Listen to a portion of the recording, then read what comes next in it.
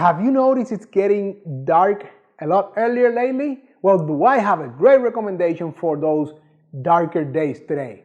So if you're looking for a great American porter and one that will surely make you look like a connoisseur, then join me on this tasting. My name is Eddie and I have tasted and sampled many beers from all over the world. And it is my passion to help you find that perfect beer you're looking for. Whether you're looking to try something new or there is something very specific that you're looking for to pair with your food, I got your back.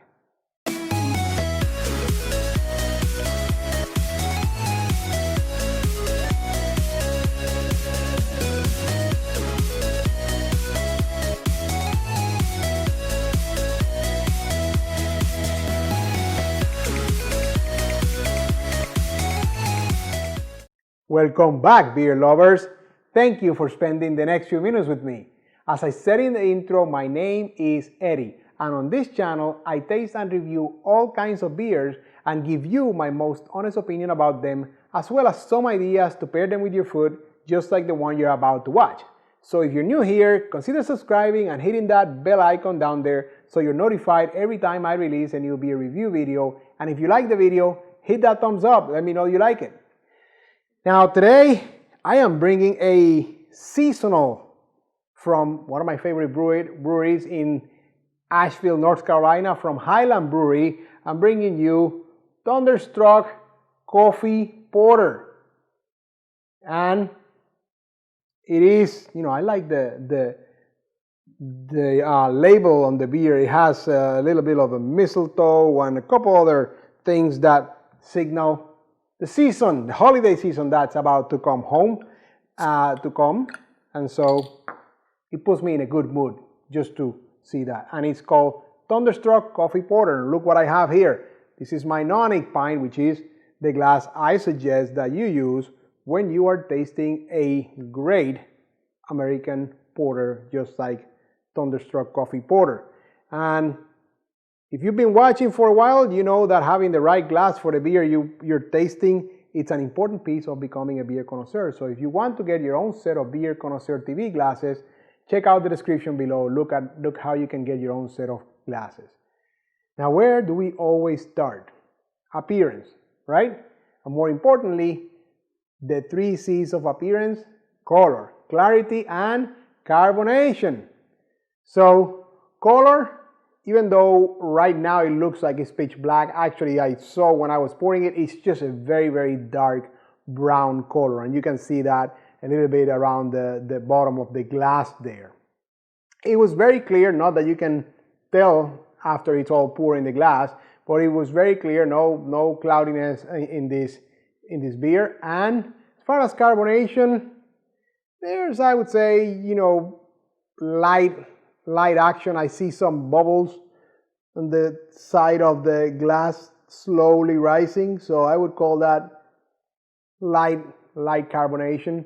And the foam head, you saw that. I mean, I can still see the lacing all the way up here, so you already have about halfway the amount of foam that it was there when I first poured it. So it's dissipating rather quickly. It gave me a nice head of foam, but it's dissipating rather quickly. Look at that, a very, very small amount remains. Now let's go for the aromas, right? Wow! I'm gonna tell you one thing. I've had this beer before, straight out of the bottle, and this is why we have to emphasize using the right glass for the beer, because it's like a completely different beer. Right now, I feel that coffee coming strong on the nose, and I even feel like a nice back of dark chocolate aromas there too.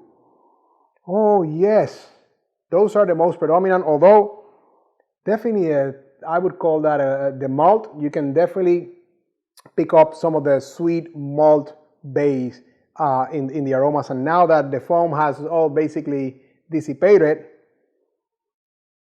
you're definitely getting a lot more of the malt. But man, when that foam was in action, I could smell a lot of the coffee, and some, like I said, some maybe roasted dark chocolate or beans too. So very, very good aromas. I like it, and I can't wait to dig in here.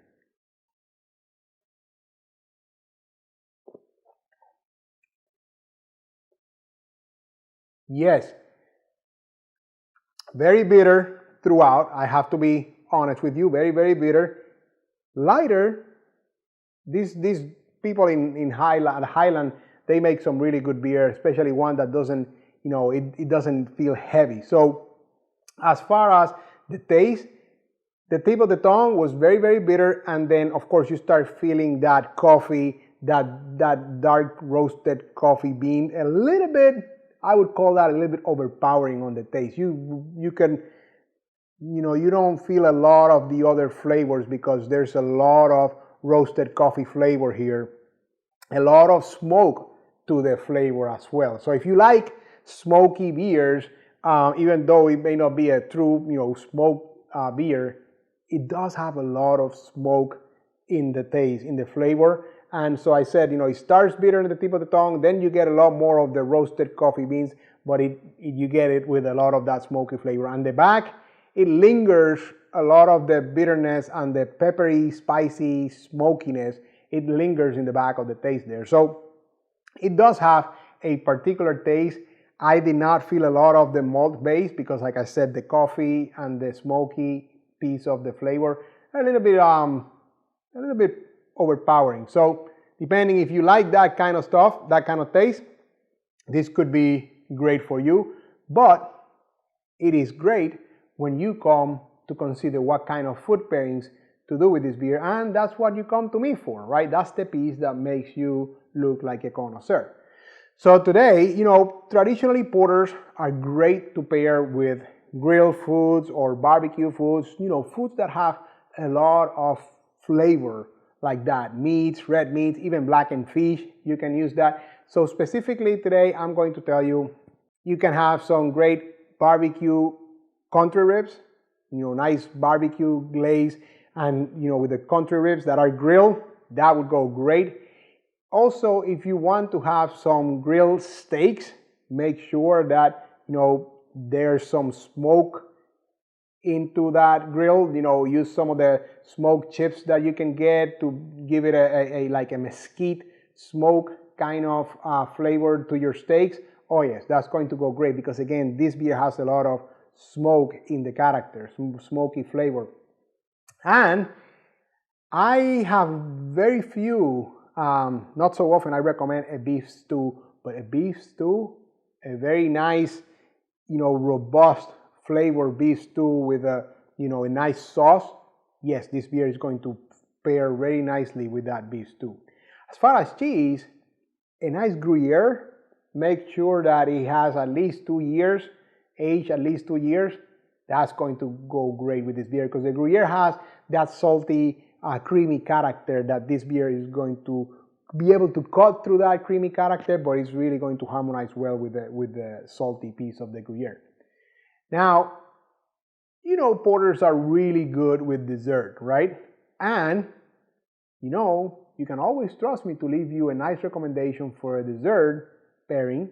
So today is no different. I think you're going to enjoy my recommendation. So check out the description below for the secret, my gift to you.